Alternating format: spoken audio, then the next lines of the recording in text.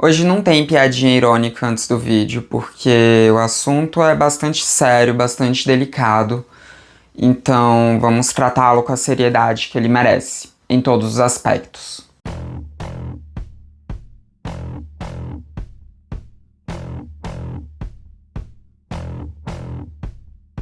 Oi, gente, tudo bom?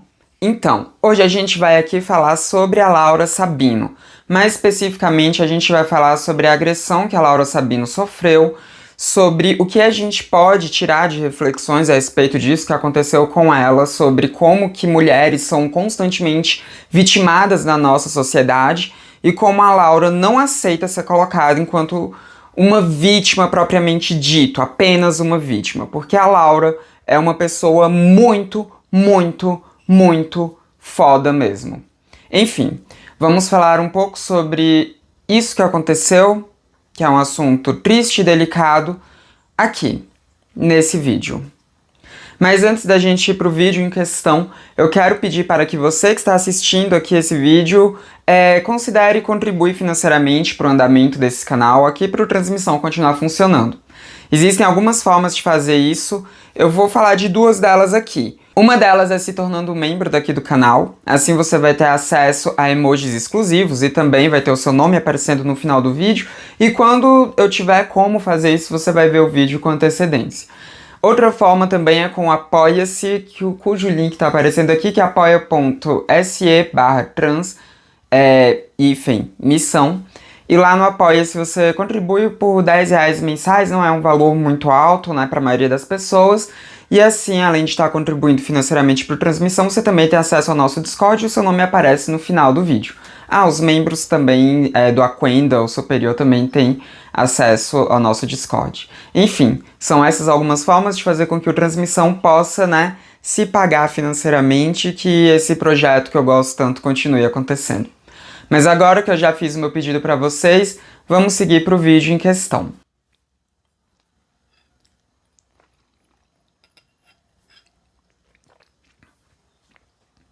Caso você não saiba quem é a Laura Sabino, o que eu acho bastante difícil, eu vou dar um resuminho aqui para vocês. A Laura é uma militante do MST, ela começou a produzir conteúdo para a internet, ficar realmente muito conhecida lá para 2019, ela muito nova mesmo, né? Tinha acho que 19 anos, mais ou menos, quando ela começou a produzir conteúdo, e sempre um conteúdo muito bom. A Laura é marxista, então toda a perspectiva política dela, né, os vídeos que ela faz, todos eles têm esse caráter marxista. A Laura, ela é uma excelente comunicadora, ela é muito inteligente e ela também é bastante estudada, dá pra ver pelo que ela fala. E a Laura também, ela tá para concluir o seu curso de graduação, e ela também tem uma atuação muito interessante, não só no MST, já que ela vem de família que foi assentada, como também ela tem uma atuação muito interessante em projeto de educação para jovens. Ou melhor, não exatamente para jovens, mas para quem quer ingressar na universidade para fazer um pré-vestibular, não importa a idade que a pessoa tenha. Então a Laura, ela é muito importante mesmo, tanto para a produção de conteúdo na internet, quanto a sua atuação fora da internet. Ela trabalha com cozinha solidária em diversos momentos, né? Ela faz várias ações assim para tentar melhorar a vida das pessoas ali na cidade dela. Laverne, para de fazer barulho, por favor. E a Laura, né, como sendo essa mulher super jovem, agora que ela tem 25 anos e com uma atuação política tão importante, tanto no dia a dia dela, quanto também na internet, ela é uma pessoa também muito visada. E aqui entra algumas coisas que a gente tem que falar a respeito do que aconteceu. Porque em março desse ano, a Laura foi agredida fisicamente e ela quase foi morta. Por pouco, ela se salvou de uma tentativa de feminicídio. Quando eu vi essa notícia pela primeira vez, né, porque por mais que isso tenha acontecido em março, foi só agora que veio à tona, foi só agora que a Laura falou a respeito, né, a primeira coisa que eu pensei assim que eu vi manchete foi em violência política de gênero. Como eu falei pra vocês, a Laura tem uma atuação política muito importante e ela é marxista, né, e ela recebe ameaças constantemente, assim como quase todos os criadores de conteúdo que têm uma projeção maior. Eu quase não recebo, porque mesmo minha projeção é pequena. Se o meu canal crescer, pode ser que comece a receber, né? Enfim, violências políticas de gênero. Já sofri algumas, mas não de ameaças de morte tão constantes quanto a Laura sofre. Direto as pessoas falam que vão agredi-la se a verem na rua ou que vão matá-la mesmo. Então, assim que eu vi a notícia, a primeira coisa que eu pensei foi nisso. Foi na violência política de gênero, que é um tipo de violência política que acomete mais as mulheres. Porque quando a gente fala de violência política, a violência política ela acomete qualquer pessoa que esteja atuando politicamente, e muitas vezes até pessoas que não estão atuando politicamente, mas que estão próximas de algum movimento, alguma coisa assim, que acaba respingando nelas. Mas a violência política, ela acomete a todos, mas a forma como ela acomete mulheres é sempre pior, é sempre mais forte e é sempre mais constante. Todas as mulheres que têm uma atuação política, que acabam tendo um holofote, que acabam sendo reconhecidas fortemente por essa atuação política, precisam enfrentar esse tipo de violência, porque a gente vive num mundo que é totalmente misógino e essa misoginia ela atinge as mulheres de diferentes formas. E as pessoas, principalmente os homens, não gostam de ver uma mulher com destaque, com atuação política e tendo algum tipo de poder. Então, enfim, esse tipo de coisa acontece constantemente. Ameaças, violências e por vezes chegando, né, nas vias de fato. Então, quando eu vi esse caso pela primeira vez, eu pensei que se tratava de uma violência política de gênero. Quando eu fui ver a respeito, principalmente quando eu assisti o vídeo da Laura, eu vi que não era exatamente isso. Daqui a pouco eu falo sobre esse vídeo da Laura. Porque quem a agrediu foi um familiar dela, né? Obviamente, eu acompanho a Laura há um tempo, então eu já sabia que ela tinha uma relação complicada, né, com certos familiares dela, porque ela já comentou sobre isso em alguns momentos, mas nunca de forma muito explícita, né? A gente sabe quem é o familiar e tudo, né? Envolve uma questão de saúde mental aí desse familiar, é um caso bem complicado. Bom, a Laura, ela soltou um vídeo no canal dela. O vídeo, ele vai estar linkado na caixa de descrição aqui, caso você não tenha assistido ainda. Esse vídeo da Laura é excelente, porque ela não deixa nesse vídeo que a história dela seja resumida nessa violência. Por mais que nesse meu vídeo eu vou falar mais da questão da violência, no vídeo da Laura, que eu recomendo muito que você assista, ela fala da trajetória dela, de como ela ingressou na vida política, da atuação política dela, de como ela se tornou uma menina marxista e de como ela se tornou tão atuante politicamente. Ela fala sobre algumas questões de saúde mental que ela enfrentou durante alguns momentos da vida dela, e ela fala, por fim, da violência que ela sofreu, que não foi a primeira vez que ela sofreu uma tentativa de assassinato. Então essa não foi a primeira vez que ela teve que lutar pela vida dela. É um vídeo muito interessante, muito bom, muito impactante, e por esse vídeo você consegue ver a grandeza e a força da Laura, porque, como eu disse, ela é uma pessoa muito importante para a atuação política nesse momento do Brasil. Muito importante mesmo. Mas, enfim. Quando eu fui tomando mais conhecimento sobre o que aconteceu, eu vi que era um caso, obviamente, tentativa de feminicídio, era violência doméstica, mas não tinha necessariamente uma relação política. O agressor da Laura, ele já vinha sendo violento há algum tempo, né? A Laura, ela já tinha feito o boletim de ocorrência, ela tinha conseguido uma medida protetiva, mas a medida protetiva saiu só um dia depois da violência. Já estava aprovado, mas não tinha saído ainda, então no dia da violência ainda não tinha medida protetiva. Acontece que esse familiar da Laura, ele não tem uma relação boa com o pai da Laura, e quando o pai da Laura viajou para poder concluir um pós-doc, esse familiar da Laura, ficando muito irritado com isso, resolveu tentar descontar no pai dela, atingindo ela. E nisso ele invadiu a casa que a Laura morava, e ele deu algumas facadas na Laura, né? Por sorte, na casa da Laura, ela já tinha tirado qualquer faca mais forte, né? Então ele atacou ela, acabou que foi com uma faca de serra. E também ele começou a jogar álcool nela, né? Ele também deu soco nela e tudo. E ele jogou álcool nela e a pretensão dele era atacar fogo nela, mas nisso ela conseguiu fugir, né? Ela conseguiu fugir dele, fugir da casa. correu em desespero, conseguiu contatar a polícia, conseguiu ligar pro companheiro dela também, né, pra ele poder ajudar ela de alguma forma. E assim a Laura sobreviveu. E ainda bem que a Laura sobreviveu. E aqui, né, disso a gente pode, enfim, tirar algumas reflexões. A primeira é da importância de não tornar uma vítima de violência apenas uma vítima de violência. A Laura não se resume a esse caso, a Laura não se resume a essa tentativa de feminicídio que ela sofreu.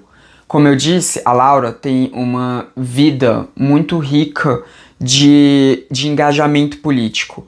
A Laura já fez muita coisa incrível. A Laura tem um monte de seguidores e não é à toa, é porque o trabalho dela é realmente muito bom. Então, a Laura, ela não se resume a esse fato. Esse fato é uma das coisas da vida da Laura, mas a Laura é muito mais do que apenas uma pessoa que foi agredida por um familiar. Esse é o primeiro ponto que a gente precisa ter em mente. Nunca ver a Laura apenas como uma vítima de violência. Mas, obviamente, a gente não pode esquecer que ela foi vítima dessa violência, porque a gente precisa falar sobre essas violências para a gente poder enfrentar essas violências. Esse aspecto que aconteceu com a Laura não define a Laura, mas ele é importante, principalmente quando a gente fala de políticas públicas de proteção para as mulheres. Aqui entra outro ponto que é interessante a gente prestar atenção. Quando a gente fala de violência doméstica, geralmente a gente pensa nos parceiros daquela mulher, né?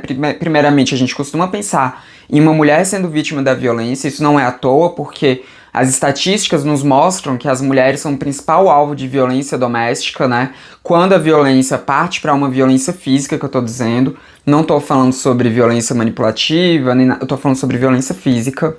As mulheres são o principal alvo. Então, quando a gente pensa em violência doméstica, automaticamente a gente pensa em alguma mulher sendo vítima dessa violência doméstica. Mas, para além disso, a gente pensa sempre no companheiro dela praticando alguma violência doméstica. A gente pensa em marido, namorado, ex-namorado, algum homem ali que se relacione afetivo sexualmente com essa mulher. Mas não é sempre assim. A violência doméstica, ela acontece de diversas formas. Primeiro, que nem são só mulheres que são vítimas de violência doméstica, mesmo quando essa violência é física. Existem casos em que sim, homens são vítimas de violência doméstica, seja por outros homens, né, quando, enfim, algum outro homem pratica essa violência contra ele, seja esse homem um familiar ou mesmo um parceiro afetivo sexual. E também a gente tem que lembrar que algumas mulheres que são vítimas de violência doméstica, às vezes sofrem essa violência vinda de outra mulher também, né? Alguma familiar ou às vezes a mulher com quem elas têm uma relação afetivo-sexual. Então a gente tem que parar de pensar em violência doméstica apenas como algo que acontece em relações duáricas, relações formadas por um homem e uma mulher. Muitas vezes a violência doméstica pode acontecer em outras configurações familiares também. E outro ponto que a gente precisa prestar atenção é nessa questão familiar. Eu falei que muitas vezes, quando o homem é vítima de violência doméstica, pode ser por um familiar, e quando uma mulher é vítima de violência doméstica, também pode ser por um familiar. No caso da Laura, quem a agrediu não foi o marido, não foi um namorado, não foi um ex-namorado, não foi nem um cara que tivesse muito afim dela. Foi um parente dela, foi alguém da família dela, né, que compartilha genes com ela. Então, é importante a gente ter isso em mente. Muitas vezes, o agressor, o perpetrador da violência doméstica, é um pai, é um irmão, é um tio, é um cunhado, é um primo. E às vezes pode ser também uma mãe, uma irmã, uma tia, uma cunhada, uma prima. A gente precisa entender a violência doméstica como todos aqueles tipos de violência que acontecem no âmbito doméstico, que acontecem dentro de casa, que acontecem no âmbito familiar. E a gente tem que lembrar que o âmbito familiar não se resume apenas ao marido e mulher. O âmbito familiar, ele se resume a tudo aquilo que acontece dentro da família. Muitas vezes, quem pratica a violência doméstica é um parente que nem mora junto com a pessoa. A violência doméstica, ela é muito complexa. Ela acontece de formas muito diferentes. E ela é muito difícil de ser denunciada.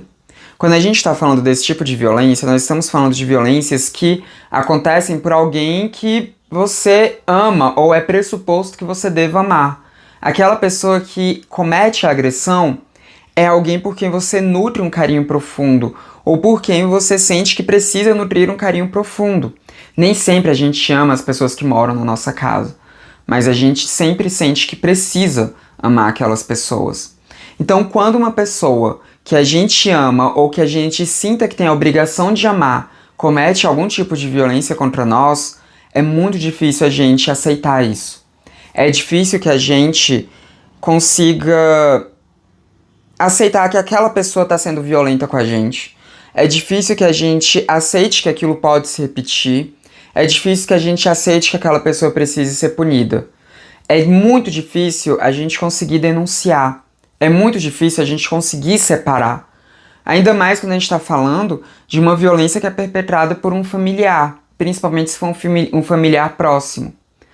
No Brasil, a gente tem muito uma cultura, isso não é em todos os países, mas aqui no Brasil a gente tem muito uma cultura de que relações sanguíneas, né, relações de parentesco são relações sagradas, que família é para sempre, que não importa o que um familiar faça, ele continua sendo família.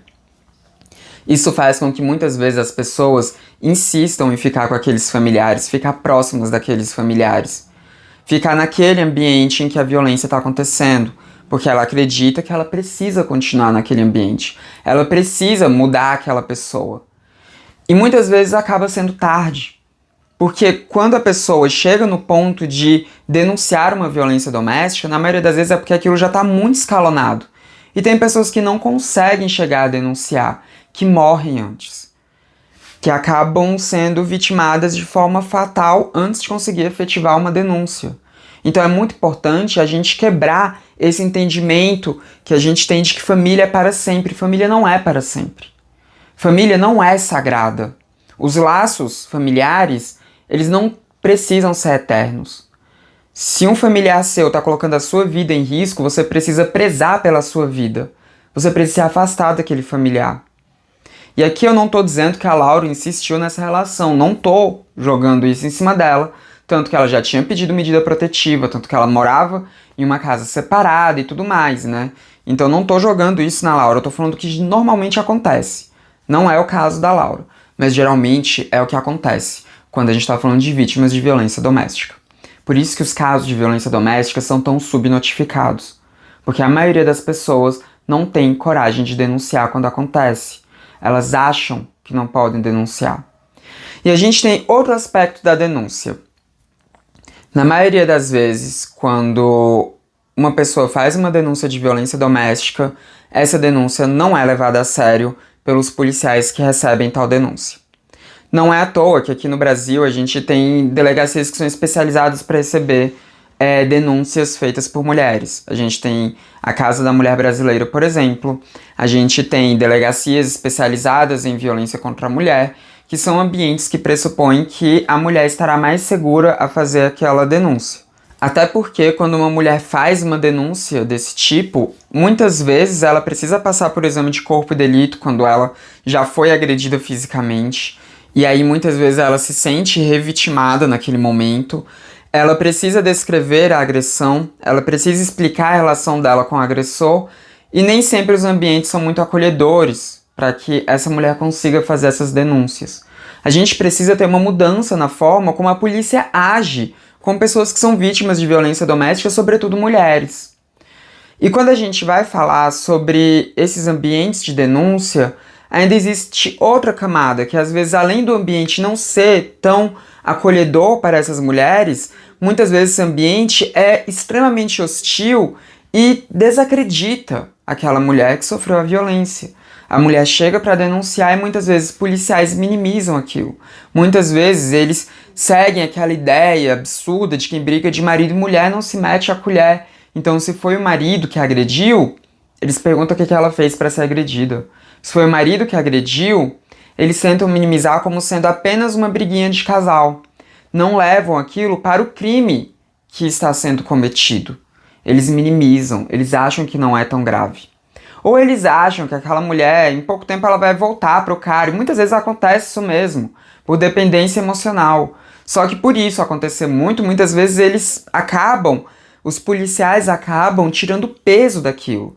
Eles pensam que se ela vai voltar para aquele homem, então eles não precisam fazer nada. Só que eles têm que fazer, eles têm que atuar, eles têm que ouvir aquela mulher, eles têm que ouvir a demanda dela.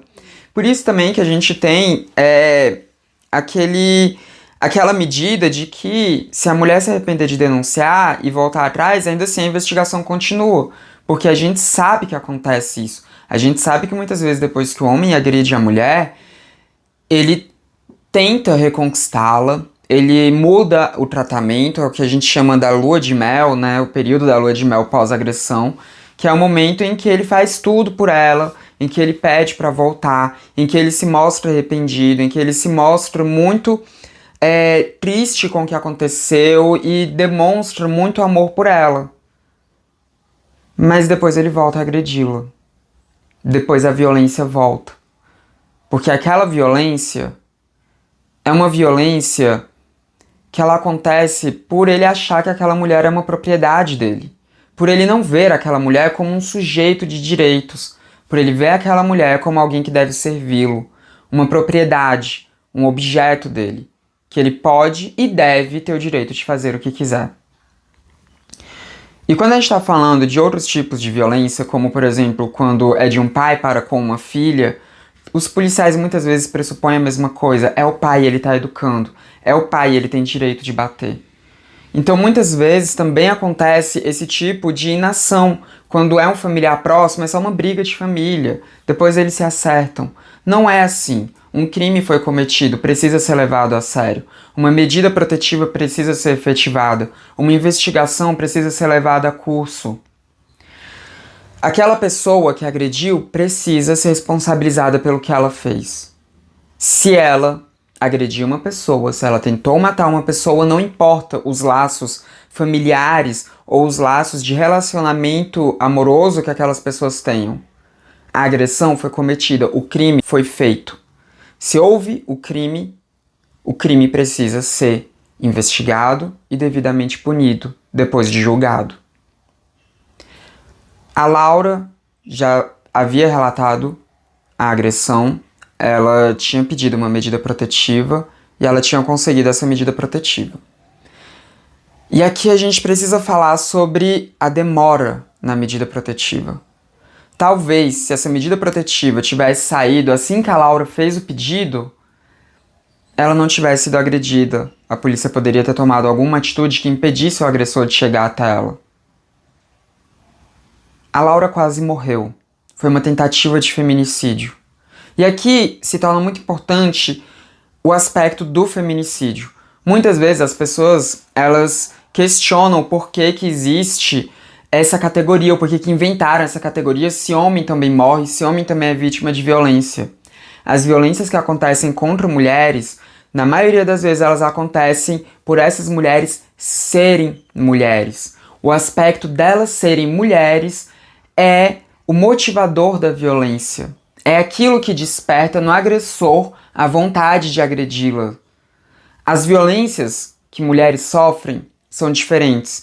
Elas vêm desse caráter misógino, elas vêm desse ódio às mulheres. Então, sim, precisa-se ter uma categoria específica para mortes de mulheres por elas serem mulheres. Isso precisa ser um agravante para levar um ponto a mais, para levar uma penalização a mais àquele agressor, àquele assassino. Não é uma simples tentativa de homicídio. É uma tentativa de homicídio baseada no fato da vítima ter determinado gênero, ou seja, é um crime de ódio. Tem que ter a especificação, sim, de feminicídio. É muito importante isso. É muito importante. E o que a Laura sofreu foi uma tentativa de feminicídio. Se ela fosse um homem, muito provavelmente esse familiar não teria tentado matá-la dessa forma. Portanto, foi uma tentativa de feminicídio. Então, nós precisamos levar mais a sério essas questões de violências domésticas. A gente precisa entender que as violências domésticas vão além daquilo que já é o comumente imaginado pela população. E a gente precisa prestar todo o apoio e solidariedade para as pessoas que são vítimas de violência doméstica. E a gente precisa garantir que as nossas leis sejam cumpridas. A gente tem a Lei Maria da Penha, que precisa ser cumprida. A gente tem a lei de feminicídio, que precisa ser cumprida. Então a gente precisa estar sempre lutando para a manutenção dos direitos das mulheres e pela manutenção da aplicação desses direitos das mulheres. E também pela conquista de mais direitos. Eu demonstro aqui toda a minha solidariedade à Laura. Provavelmente ela não vai ver esse vídeo, mas eu espero que ela fique bem na medida do possível e no tempo que ela precisar para ficar bem. Eu espero que a Laura consiga voltar com a produção de conteúdo dela da melhor forma possível, né? Já tem um tempo que aconteceu, pelo que ela falou, ela já tá bem o suficiente para voltar, né, pra internet, tanto que ela já lançou esse vídeo e tudo. E eu espero que a Laura fique em segurança. Eu espero que a Laura ela seja protegida. Inclusive, vale dizer que a Laura, ela tá, né, na lista de pessoas que precisam ser protegidas politicamente pelo tanto de ameaças que ela sofre por conta da atuação política dela, por conta da violência política de gênero que ela sofre. No futuro eu posso até fazer um vídeo específico sobre violência política de gênero. Mas enfim, eu espero que a Laura fique bem, fique segura, que ela consiga superar esse trauma da melhor forma possível. E que não só a Laura, mas todas as pessoas, principalmente as mulheres, crianças e adolescentes que são vítimas desse tipo de violência, consigam ter um amparo que necessitam. E nós iremos lutar por isso. E quando eu digo nós, eu não estou falando apenas de mim, dos coletivos dos quais eu faço parte, como Juntas, como MES, como a Trafem, como a PCE, mas eu estou falando de você que está assistindo esse vídeo. Você precisa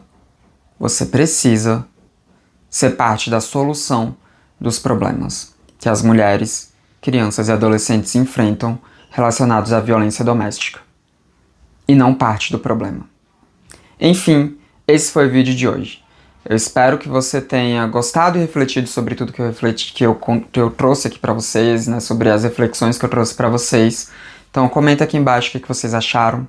Se vocês não têm o que comentar, coloca um emoji de coração verde em solidariedade à Laura, e coração verde no caso, porque ela usa muito o verde para a identidade visual dela, né? É uma cor que ela gosta bastante, então mandem aí corações verdes em solidariedade à Laura. E, enfim, não se esqueça de deixar o seu like, porque isso ajuda o meu vídeo a chegar em mais pessoas. Também você pode copiar esse link e sair distribuindo por aí. Não esqueça também de se inscrever nos canais, caso você não seja inscrito ainda. Esse foi mais um vídeo do Transmissão, o canal feito por uma humana. A gente se vê na próxima. Até mais.